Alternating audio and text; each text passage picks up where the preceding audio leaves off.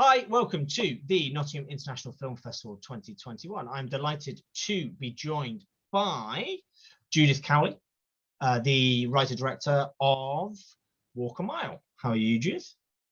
Kia ora, hi, I'm good. So We're you're looking calling forward us, to summer here. yeah, so you're calling us all the way from New Zealand. We're coming from New Zealand, yeah, we're in spring here. So tell us a little bit about Walk a Mile. Well, I came up with the idea of Walk a Mile when I was studying for my master's in script writing, but it really came from a time where my husband and I lost a child about 30 years ago.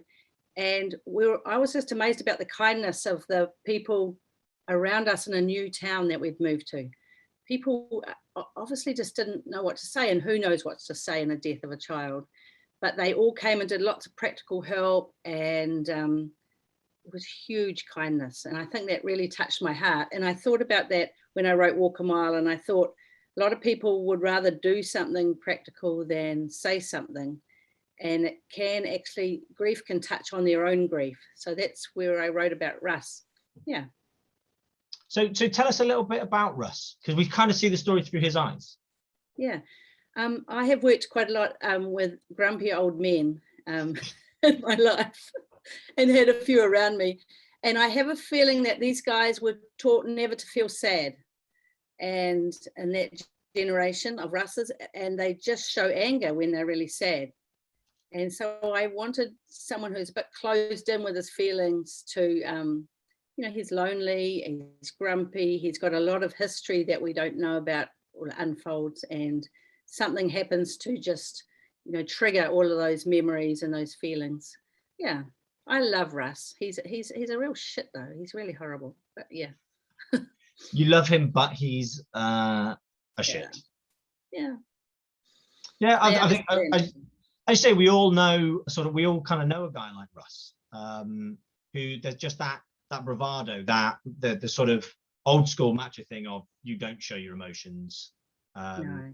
and which, as you say, maybe they just don't know how to express them, so it comes across as anger. But then by the end of the film, he's kind of softened a bit. He has a good word, softened, isn't he?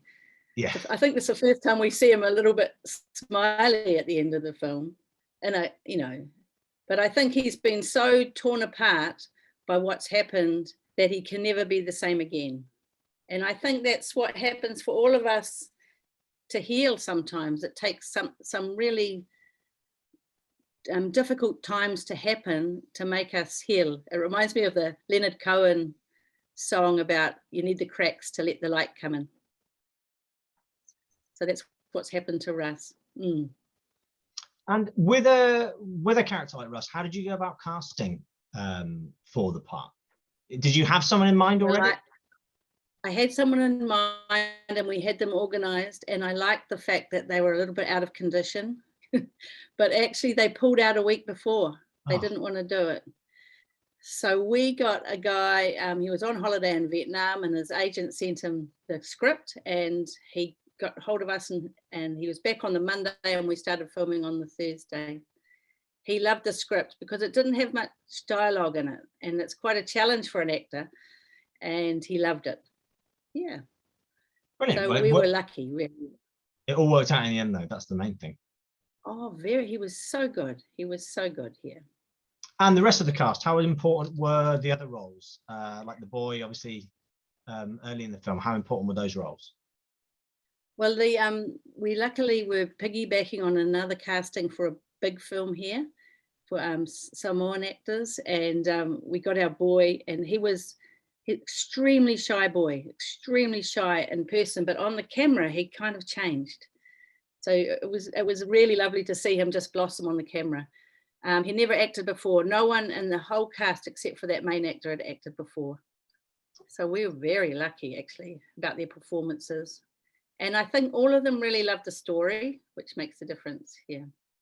Fantastic. And have you worked with sort of novice actors before, or was that your first time directing? This is the first time I directed. I had worked in television as a floor manager before, and sometimes with new actors.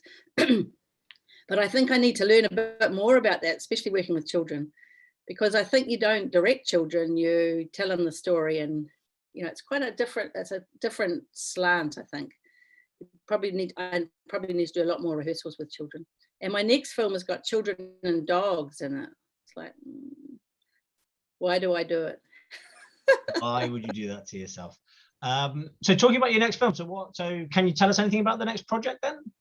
The next project, hopefully filming next summer, and it's a short film, and it's about a boy again. I've got 3 sons and brothers, so I write about boys, but it's about his relationship with his father, and it's based around a haircut. The father gives him a haircut, so that's all I can really say. But it is another kind of healing, you know, healing kind of film. I like those.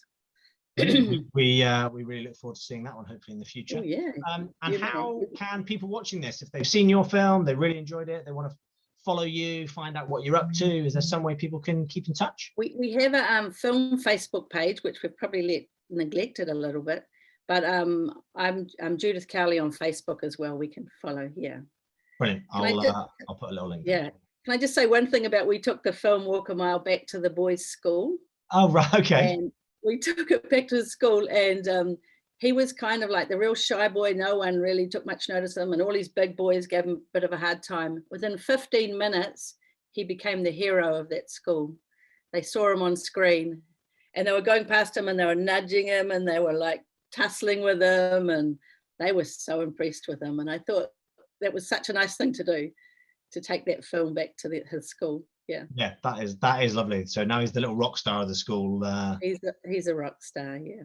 As long as I'm fairly sure he'll stay grounded and won't turn into a little diva. So that's all good. But he's now taller than me, so they do grow these young men. They do. They tend to shoot up very quickly. So Yeah. Fantastic. Well, it's been absolutely lovely chatting to you, and we'll put this up on our socials so people who see the film at the festival can have a look at our little chat and hopefully learn a little bit more about the film. Thanks for organising this, Neil. Thanks for organising it.